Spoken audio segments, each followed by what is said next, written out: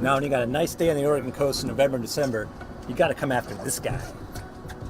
This is why we're here.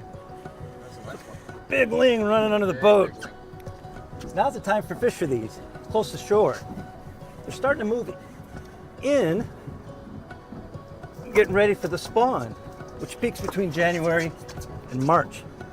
So you get a nice calm day like this, nice calm water like this, come out and catch a big ugly fish.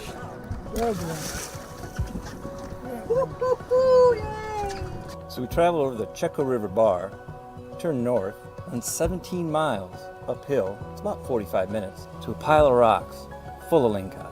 They call this spot Arch Rock, and for the life of me, I can't figure out why. The advantage that we have in Brookings is we have the Checo River Bar, which is the safest ocean crossing in the Pacific Northwest. We have more days, according to the Coast Guard, that you can cross the Checo River Bar than you can the other river bars in Washington and Oregon. It's a great thing about fishing in these spots and really calm days. You get real close to these rocks. This is where all the ling live. Come on. Who's prettier?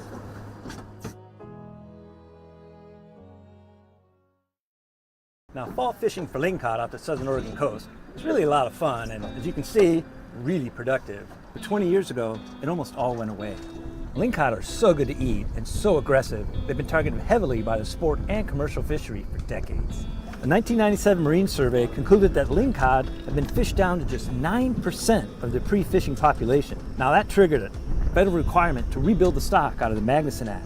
In 1999, almost lost the entire lingcod season.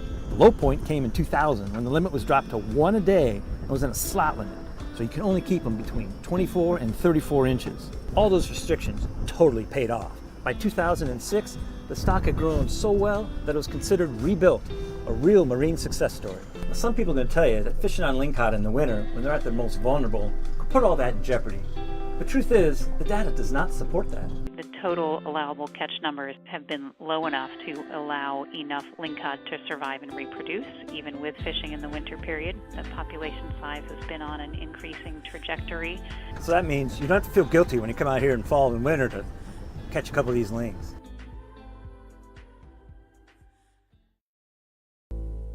One of the great things about fishing off the coast is everything is good to eat. I've been catching a lot of black rockfish, even caught some blue rockfish, some quillback, at least one big china, and some canaries. That's not even counting the ling. You never know what you're going to get.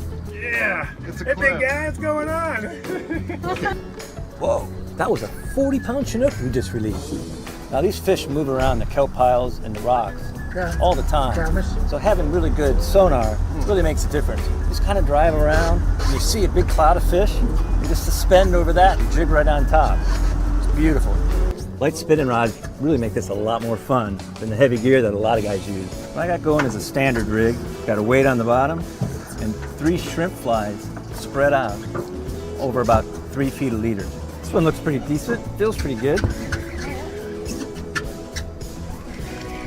Could be 2 though. Fool me. Got a triple this time.